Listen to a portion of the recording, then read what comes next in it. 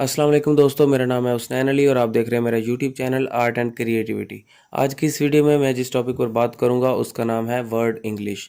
मैं उसके अंदर कुछ टर्म्स को डिफ़ाइन करूंगा और उनको समझाने की कोशिश करूंगा। तो दोस्तों, मैं आपको एक बेहतरीन तरीका बता दूं मेरे चैनल में मेरी वीडियोस को देखने का। सबसे पहले आपने art and creativity with legend search करना है। उसके बाद आपको मेरा चैनल नज़र आएगा, उसको सब्सक्राइब करना है और साथ में चैनल को ओपन करें। चैनल को ओपन करने के बाद आपको ऊपर प्लेलिस्ट का एक ऑप्शन नज़र आएगा, उसके ऊपर जाएंगे आप। तो उसके बाद आपको मेरी प्लेलिस्ट शो हो जाएंगी। आपने इस प्लेलिस्ट पे आना है, बीएस इंग्लिश लिंग्विस्टिक पे, और उसके अंदर आपको लिंग्विस्टिक के रिलेटेड जितनी भी वीडियोज़ होंगी वो सारी मिल जाएंगी। तो सबसे पहले स्टार्ट करते हैं डायलेक्ट के बारे में। डायलेक्ट क्या होता है? फ़र्ज़ करें दो शहर हैं, वो एक ही लैंग्वेज को यूज़ करते हैं, उर्दू लैंग्वेज को यूज़ करते हैं। तो दोनों शहर जो हैं वो थोड़े फासले पर हैं। तो एक शहर में उर्दू बोलने का अंदाज़ कुछ और होगा और दूसरे शहर में उर्दू बोलने का अंदाज़ कुछ और होगा। वो जो अंदाज़ की चेंजिंग है वो डायलेक्ट कहलाता है। अब किन चीज़ों पर वो इन्हिसार करता है? प्रोनाउंसिएशंस, ग्रामर और वोकैबुलरी। यानी वोकैबुलरी, प्रोनाउंसिएशन और ग्रामर दोनों की चेंज होगी, उस चेंजिंग को डायलेक्ट कहते हैं। इंग्लिश में इसकी डेफिनेशन है, इट इज़ अ रीजनल और social variety of language distinguished by grammar, pronunciation and vocabulary is called dialect। अब बात करते हैं इडियोलेक्ट के बारे में। इडियोलेक्ट क्या होता है? किसी भी इंसान का अपना कोई भी लैंग्वेज बोलने का अंदाज जो है वो इडियोलेक्ट कहलाता है। जैसे एक शख्स उर्दू बोलता है तो वो थोड़े दूसरे लोगों से हट के उर्दू बोलेगा, थोड़े और अंदाज में उर्दू बोलेगा, तो जो उसका यूनिक स्टाइल है उर्दू बोलने का वो इडियोलेक्ट कहलाएगा। तो इंग्लिश में इसकी डेफिनेशन है, individuals distinctive and unique use of language, a variety of language according to an individual is called idiolect. अब बात करते हैं डायग्लोसिया के बारे में। डायग्लोसिया क्या होता है?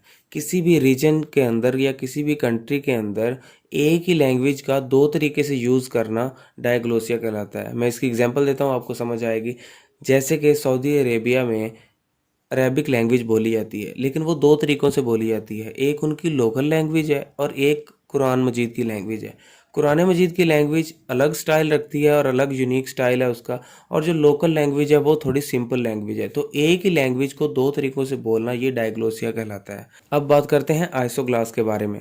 आइसोग्लास क्या होता है? आइसोग्लास एक बाउंड्री लाइन होती है दो सिटी या दो रीजन्स के दरमियान में, जहाँ दोनों तरफ एक ही लैंग्वेज बोली जाती हो, लेकिन दोनों का बोलने का अंदाज़ मुख्तलिफ हो, लहजा मुख्तलिफ हो, डायलेक्ट मुख्तलिफ हो। वो जो बाउंड्री होगी वो आइसोग्लास कहलाएगी। तो इसकी डेफिनेशन है, a line on map that marks the boundary between two areas where languages features are different and the same language is spoken at different level due to boundary. Next बात करते हैं lingua फ्रैंका के बारे में। Lingua फ्रैंका क्या होता है? Lingua फ्रैंका वो वाली लैंग्वेज होती है जो ब्रिज का काम करती है, पुल का काम करती है। जैसे वर्ल्ड वाइड हमें जहाँ भी जाना है तो हम इंग्लिश लैंग्वेज का यूज़ करके किसी से भी कम्युनिकेट कर सकते हैं। तो ये लिंगुआ फ्रैंका है इंटरनेशनल लेवल पे। अगर पाकिस्तान की बात करें तो हम किसी भी सूबे में जाके किसी भी प्रोविंस में उर्दू लैंग्वेज का यूज़ करते हुए उनसे कम्युनिकेट कर सकते हैं। तो ये हमारी लिंगुआ फ्रैंका है। तो इसकी डेफिनेशन है, अ bridge language, common language, trade language and vehicular language or link language like English is a language used to have wordly relationship to different purpose।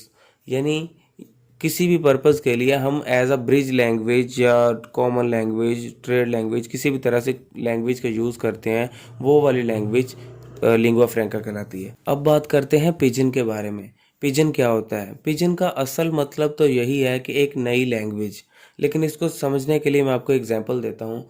जैसे पाकिस्तान से एक फैमिली और एक चाइना से फैमिली, यानी दोनों लैंग्वेजेस डिफरेंट हैं। हम उर्दू बोलते हैं, वो चाइनीज़ बोलते हैं।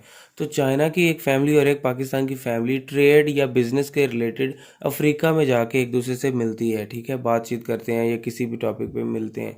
तो ना चाइना वाले पाकिस्तान की ज़ुबान समझेंगे, ना पाकिस्तान वाले चाइना की ज़ुबान समझेंगे। तो दोनों कोशिश करेंगे सिंबल्स या किसी भी तरह वर्ड्स को क्रिएट करने की, ताकि वो आपस में कम्युनिकेट कर सकें और ट्रेड कर सकें।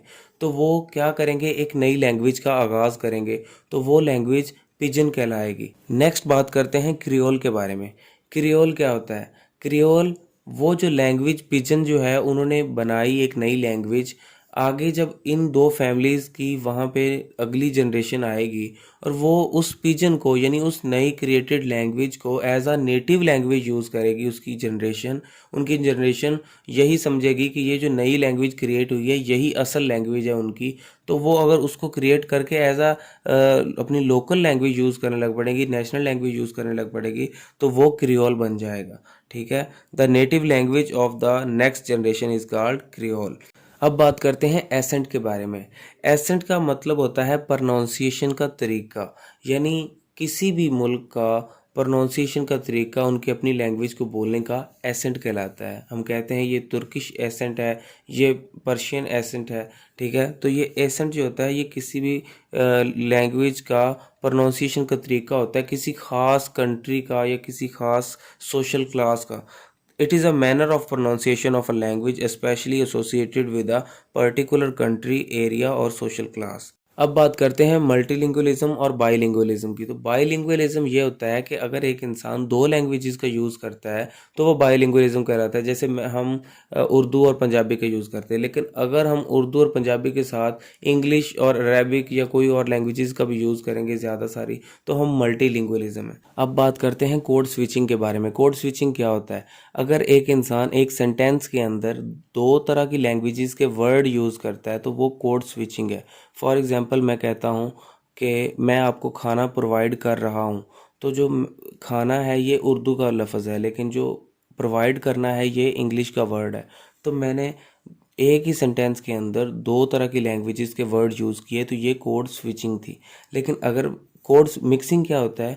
कोड मिक्सिंग का मतलब ये होता है कि अगर मैं एक कन्वर्सेशन के अंदर, यानी मैं अगर किसी से बात कर रहा हूँ तो उसके अंदर एक सेंटेंस मैं किसी और लैंग्वेज का यूज़ करूँ, दूसरा सेंटेंस किसी और लैंग्वेज का यूज़ करूँ।